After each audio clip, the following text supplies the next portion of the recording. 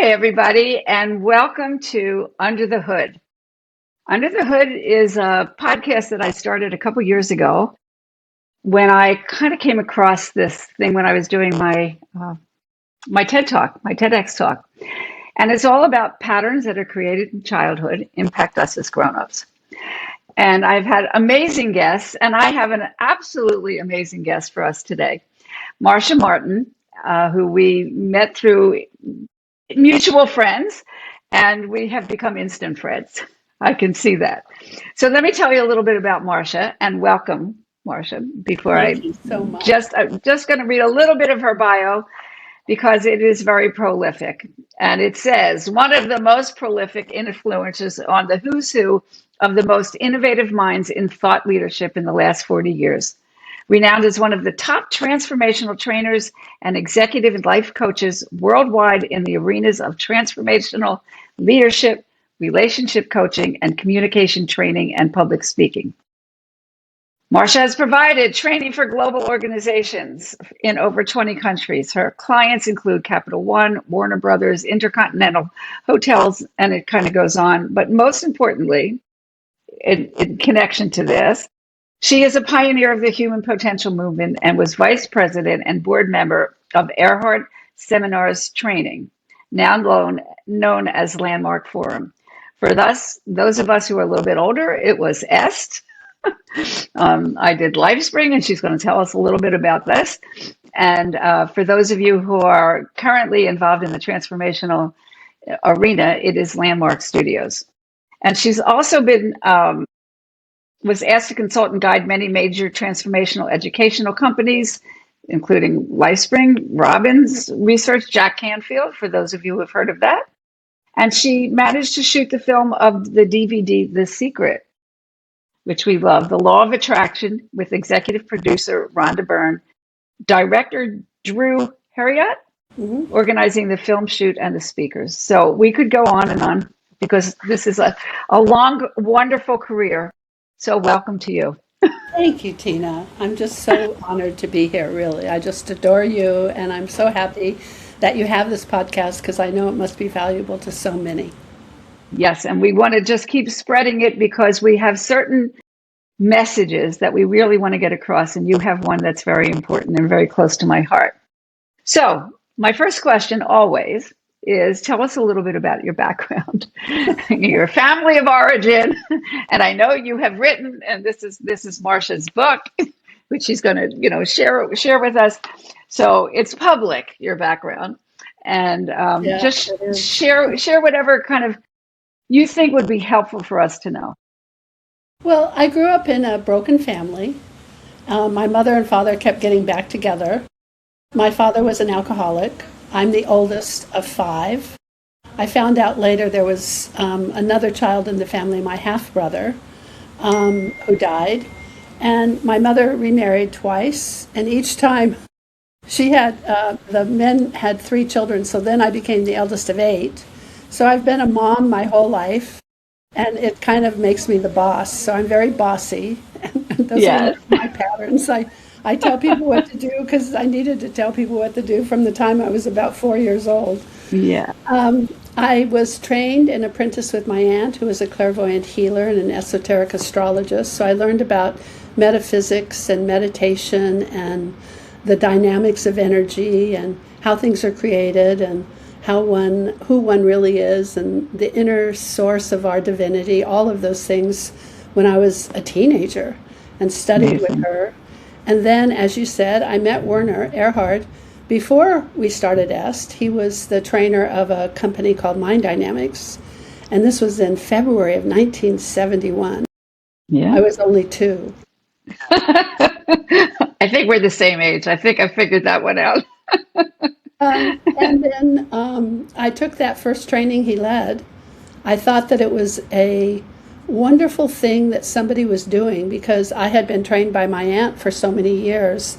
And what I was trained in by my aunt, I felt that was what the Mind Dynamics training was teaching. And I thought this was a business model that could bring it to the masses.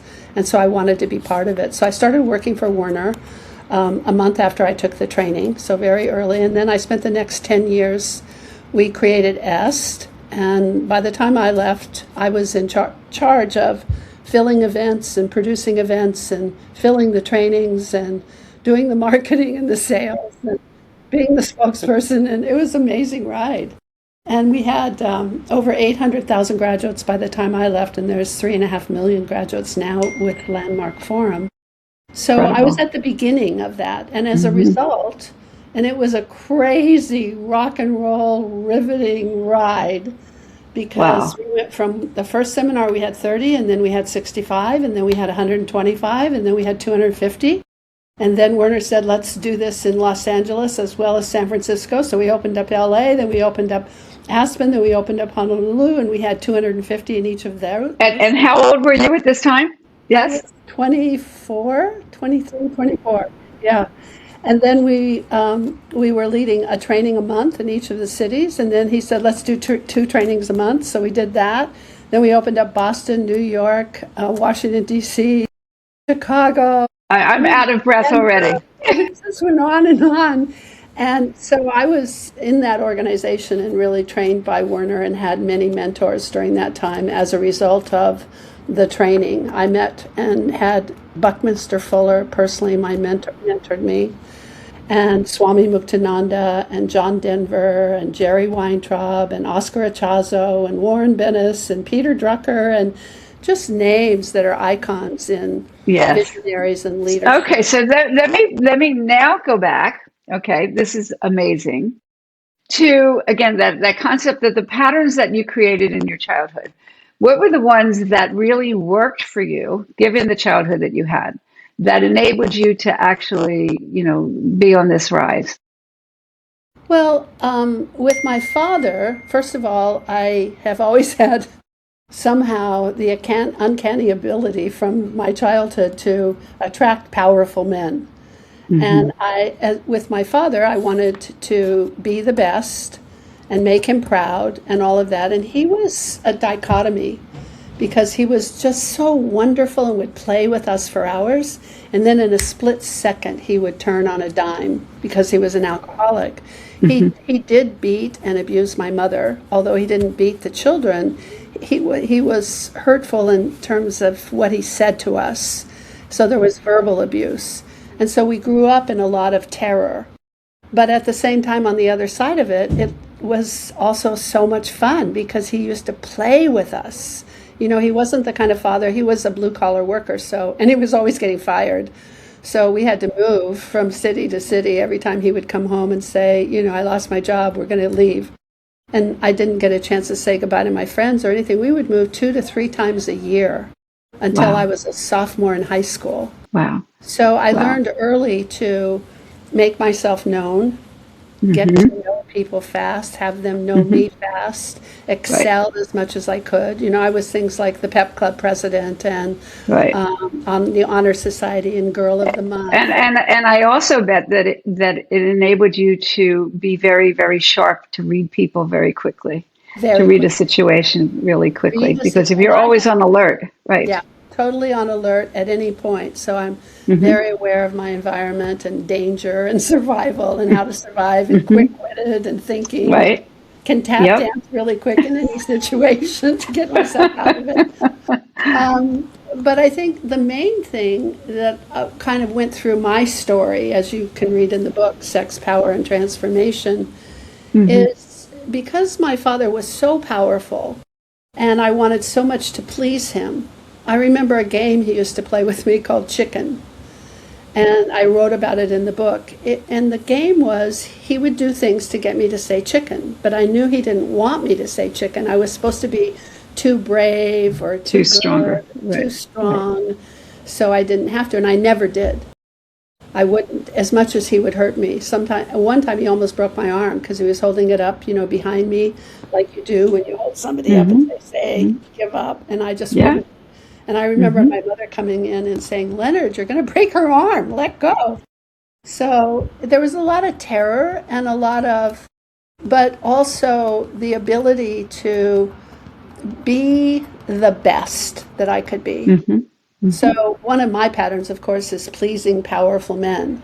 which Hmm. has gotten me in a lot of trouble and has also made me very successful because I've been Yes. able to be around very powerful men and had the benefit of learning from them and working with them and building their organizations and getting the benefits of that at the same time. So what were some of the things that actually didn't work for you? Oh, I think that That you really had to kind of do that level of transformation yourself. I think what didn't work for me is never giving up, never saying no, never saying I can't. Because, there are times you should say no and you should say you're unwilling. Maybe that you're able, but if you're unwilling, and I would just never do that. I would always persevere and get it done no matter what. And my will was so strong. It had to be with my father because he was Hmm. so strong. So I had to outweigh him in willness. No So wonder we get along. Yes. yeah, yes, I I am had one of those. understanding how negative, yeah. And I think He a lot didn't of, go quite as far as yours, but that power and control, you yeah. know, oh, he won't win. Right. So it was a combination of never giving up and then also always seeing possibility. That was the asset rather than the liability. And I learned that from my mother. She told me there's no such word as no and I can't. Which, she had me see the possibility. And so she made me know that I could create anything that I wanted and be anybody that I wanted to be. So it was quite a few waves of Yes. those kinds of Yes. powerful. And so what were some of the repercussions of you not saying no? Or let me put it a little differently. When did it kind of like really, like I got to change? What were some of the things It, that really kind of led you to that? it's funny, it never showed up for me, I've got to change. It Hmm. showed up for me, I'm on the wrong path. I shouldn't be. This is not my life. Okay. So I always kind of looked at it that the universe was caring for me and the universe knew best. And if I Hmm. was willing to serve humanity, and if I was willing to serve mankind, and if I was willing to, be the best that I could be, that I would be guided in the right path. So I always looked at it when I would run into trouble as I must be on the wrong path. But it would take a long time for me to say, yeah, I think I should make a I'm on different the wrong. turn. Because I stayed in S a lot longer than I really should have, considering all the things that happened. But, that's the dichotomy, and I think the dichotomy of my book. I notice that most people, when they write, they'll tell either the great story, the good, the light, the Yes. everything that worked, or the terrible story, and I'm going to tell you all of the hidden things. Right. And my book Right. is a combination of both because I think everything and everyone has an underbelly and there's a darkness and a shadow. And if we aren't really willing to look at or shown what the shadow is, then we can't prepare for it and we Then we're can't, blind. Right. Then we're blind. yeah, Right. just blind followers, right? Yes.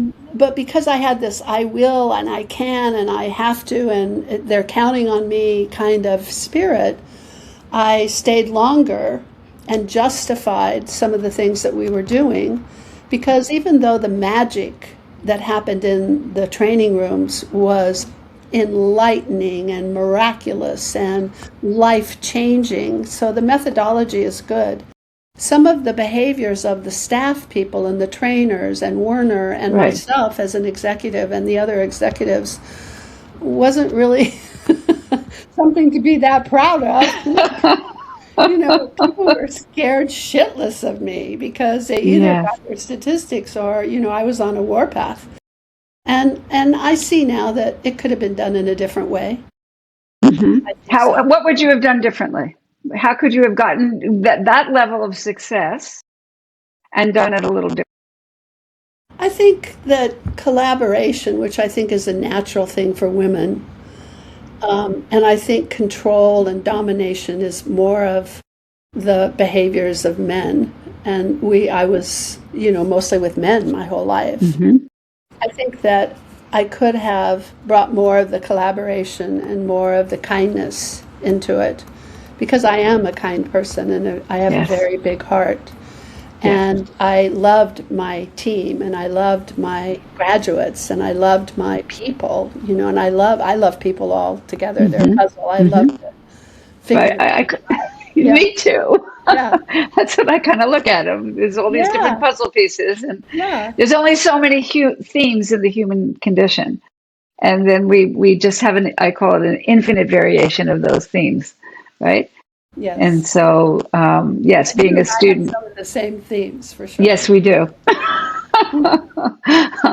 We certainly do. And really kind of the fascination, and we could talk a little bit more about this, being in a man's world and being in a very, you have to be careful in a way of your language of spirituality, Yes, correct? Right? yes, yes, And so being guided and having that sense of connection and in alignment or I'm out of alignment. That's what I think about when you were saying, I'm on the wrong path. You were out of alignment with this most natural part of you. yes. And so how did, again, being in that environment made it honestly relatively more easier because that was the environment. It was the spiritual growth through transformation. But with a lot of these powerful men, how did that kind of work? I could see sort of those conflicts that would kind of come up when you'd go into your energy thing or, that kind of stuff. And, what's the bottom line and what are the numbers? And Yeah. how did you navigate that? I think kind of naturally I have a free spirit and a very expansive happiness. And I'm very joyful and I have a good sense of humor. And I think a lot of times with the powerful men in my life that I would play with them and it kind of set them off balance, or I would make jokes. I remember the time that I talked about when I had filled the Cow Palace with 10,000 people and we were getting ready for the rehearsal, and Werner always had us rehearse everything. Everything needed to be really perfect and professional. And I had 450 volunteer assistants that were the door greeters and the people behind the tables for enrollment and the people that showed you to your seat and the people, all of the different. Okay. So when we filled big auditoriums, we would have many volunteers that would help. And I had about 450 or so volunteers to handle the microphones, greet people at the door, have them be seated, etc. And I remember Werner always liked to come in, get the job done, and be able to leave. And the graduates just adored him so much. And so they were like groupies. And so anytime he would be around in person, they would just swarm him. And it was my job, he would tell me, to make sure that they didn't do that. And so I did about 4 different dress rehearsals where I said, okay, we're going to practice this. Werner's going to show up. We're going to get him out of the car. Somebody's going to open the door. You're going to give him over to the person who's going to take him into the room.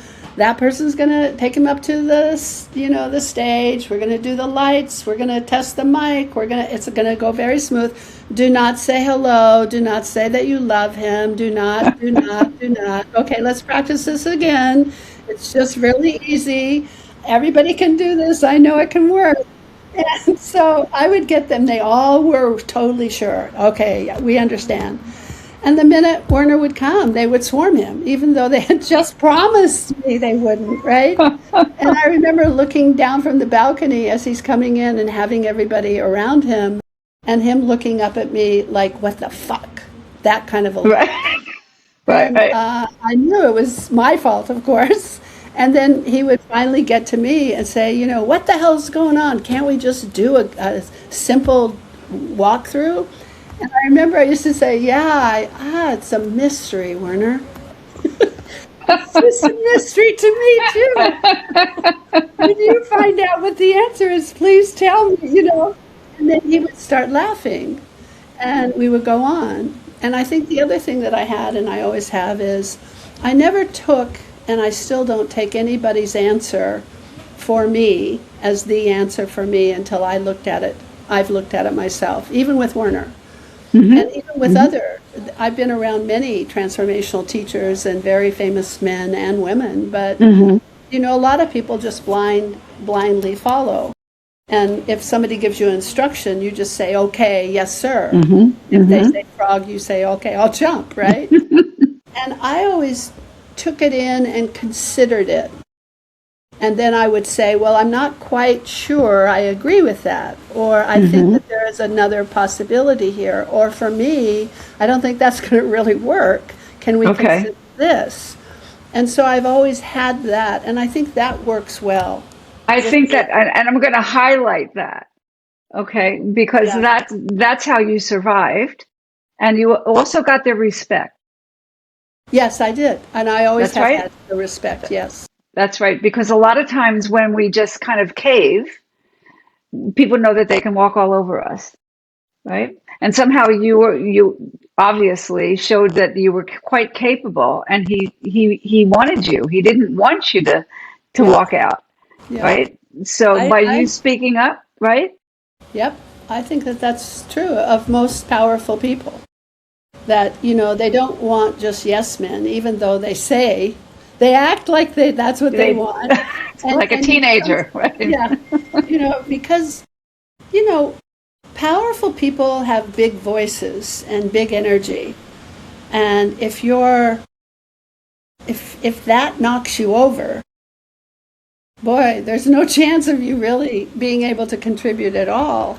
And so I think because of my father and because of the fear and because he would turn on a dime and because I was so aware and because I had to Hmm. stand up to him to protect my siblings and all of those things, that I still carried that through into my adulthood with other powerful people, including Werner.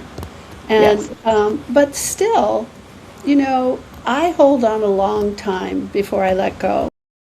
And that's been one of my patterns is I notice I probably shouldn't be here. I probably should do something else, or it's probably time to move on, or it's probably time to Hmm. have a new, different kind of product, different kind of service, different kind of way I'm Hmm. branding, different kind, whatever it Right. is. Right.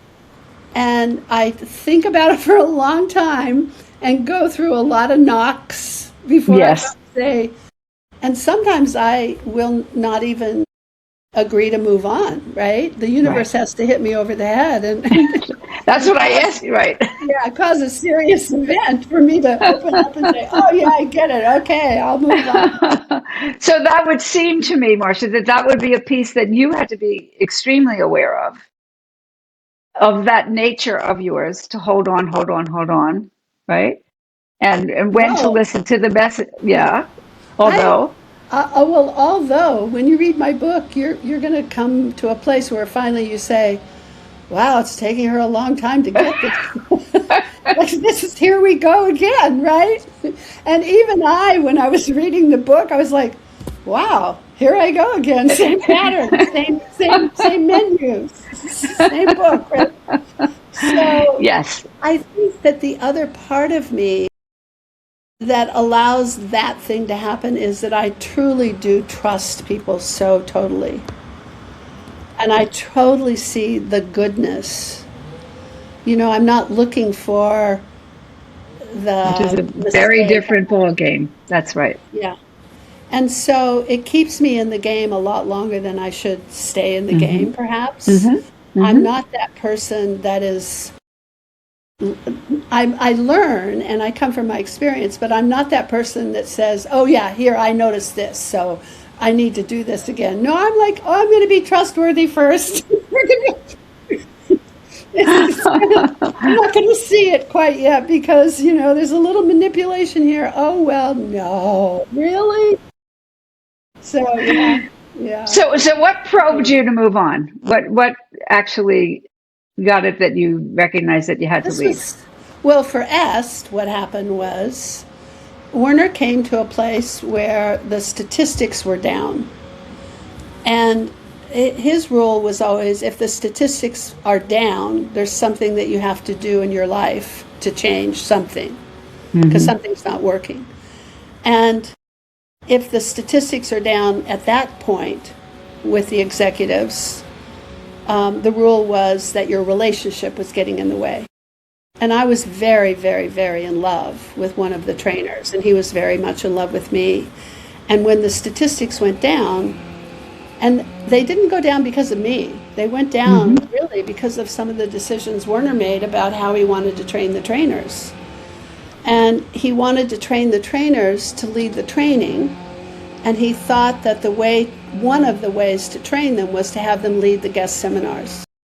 Now, if you've ever been in the business of sales and then delivering the product that you sell, you absolutely know the conversation you have during the sales conversation is totally different than the conversation you have when you're delivering the service or the product.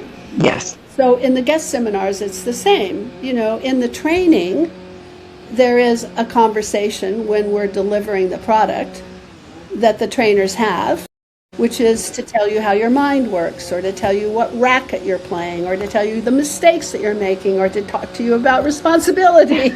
But in the guest seminar, you don't train the guests, right? Right. You tell them, if they say, will this work for me in the training? Will I get this? Yes. Of course. Of course. That's the sales conversation, right? And the trainers started training the guests, and the guest statistics started just crashing. Yes. And finally, because they hadn't agreed to that. That was not their agreement, right? Yeah, exactly. Well, that wasn't they didn't understand about sales. I was supposed to teach them, but I have to say that if you've ever been around men who have been put into powerful positions and are considered the ones that have the answer for you. Yes. It's not really that easy just to tell them that you have something they should learn. No, that's why I haven't worked for anybody in all these 45 years. I love men, and I do too. Anyway, when I had to make a choice, Werner told me, you either have to break up with Tony, the man I was in love with, or leave Est. And Tony and I had a very deep conversation about what we should do, and we came to the answer, which was interesting, but it made sense at that time.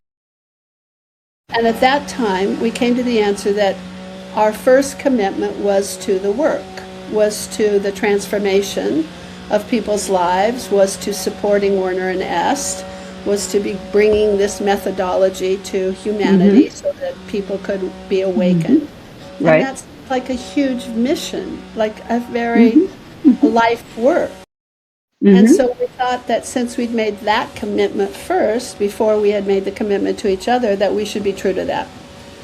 Now, we broke up, and it was really sad and very hurtful and just heartbreaking, and we're still friends to this day. And he and I still have that close connection. But he was the love of my life, and so I was just distraught. Now, that didn't cause me to leave, because I still felt I had this purpose. Correct. But what did happen was, for some reason, by that time, things started getting really clearer to me. Perhaps because I was on my own now and without Tony, and it had woken me up a bit or something. But all of a sudden I was thinking, and Werner was wanting to be acknowledged as source. This was a thing that was going on at the time. And we all had to say, you're the source of my life, and you're the source of the results that I produce. And, and it's not just Werner. I mean, I just noticed guys, men that get into power, look at it in politics right now. You have to acknowledge them every minute of the day about how they are the supreme being, whatever it is. Yes. So that didn't fit well for me. And I kind of got to the place where I thought, and it took many months after Tony and I broke up, so it wasn't that. It was that I started seeing things I couldn't quite really force myself to agree with. And I love Werner, and I think he did an amazing thing for humankind in terms of opening up and being the catalyst for the whole human potential movement. But we all have patterns. We all have our dark side. We all have our underbelly. We all have patterns that we need to address, and he's no different than anyone. And he had to go through his own life lessons to get to the place where hopefully he is today. I haven't talked to him in a couple years, but what happened to me was I started questioning, was this where I was supposed to be? Back to that question. That's right. And also, my aunt, who had taught me, had met Werner in the very early days. Because when I told her I wanted to work with him, she said she wanted to meet him. And I had forgotten this, but she told me after that meeting, we spent many hours together, Werner, Gladys, and I. And after he left, she said, this is something you need to do. You're supposed to be there. And you will be a major part of this expansion and this bringing this into the world. This is a good thing for everybody that you're there. And at some point, she had this intuition. She said, I think at some point, he's going to have to come to terms with power. And I'm not certain that he'll make the right decision. But whatever decision he makes, I know that you will be safe there, and I will help protect you with my energy.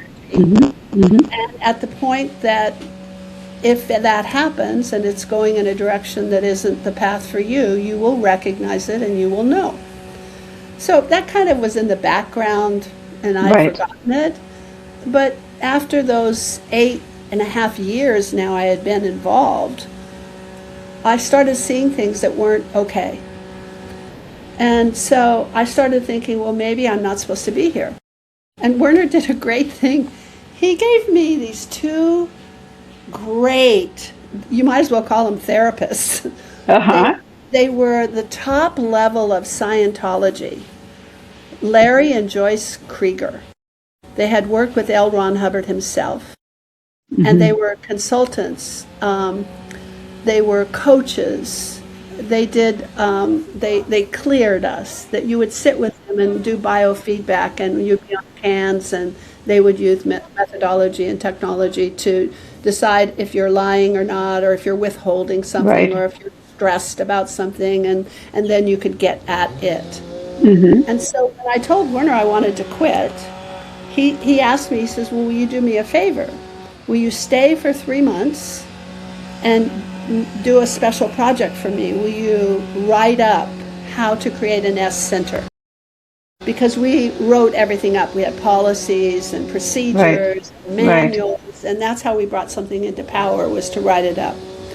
And I was thrilled to do a special project. Yes, I would love to do that. I know how to create an S center. That's all I've done my whole life so far, right? And he said he would give me Larry and Joyce. They had just come to work for Werner, and he was thrilled that he had them. And he said, "I'll give you Larry and Joyce, and you use them, and you get consulted every day, so you can look at what this decision is and get clear on it." So I had Larry and Joyce, and I started sharing everything that I had concerns about, all my questions and all my problems and all my blah blah blah blah blah. So they helped me get underneath at looking at what was right for me. And I think it's really funny because in the process, at the end of 3 months, I knew I wanted to quit. And I was totally clear about it. I was happy. There was no concern. And that's a wonderful way to conclude this little piece of you and I having this conversation on this podcast, because I want people to read your book, and I want them to, we'll leave some mystery in there for them as well. And I want to make sure that we make it in a time that people can sit down and enjoy and listen. It's a good book.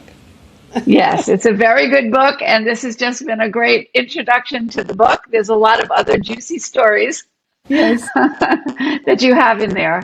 And so the message, if you want to leave a message, for the people that are listening, leadership, I have a lot of people interested in leadership and change work and transformation and identity issues and all of these things that we've been talking about. If you could give them like a kernel, what would that kernel be? I would say 2 kernels, because I'm going to do I'm creating a new 3-day in-person workshop called Influence and Impact that I'm going to do in September in Washington, D.C., and do it throughout the country. But I think, first of all, that you go within, not without, to find your answers. And I think this is so hard for people because human beings are so not sure of themselves. And not trained. And not trained, don't know really how to go within and find that part of them that's a higher self that has all the wisdom. and That's right. has their answer and knows what's right. So to really reclaim your voice, not to follow blindly, but to consider, hey, this is a possible resource. Should I use it? Not just because somebody tells you this is the way it is and you say, okay. But if you use the books you read, the courses you take, the people that you study with, the charismatic gurus, the politicians, whoever it is that you're following, if you consider that they are a resource for you, but that you are the driver of your life and you are the one that knows the wisdom for you, but you have to go to the place where you can access the wisdom. And so to train, to learn how to get there.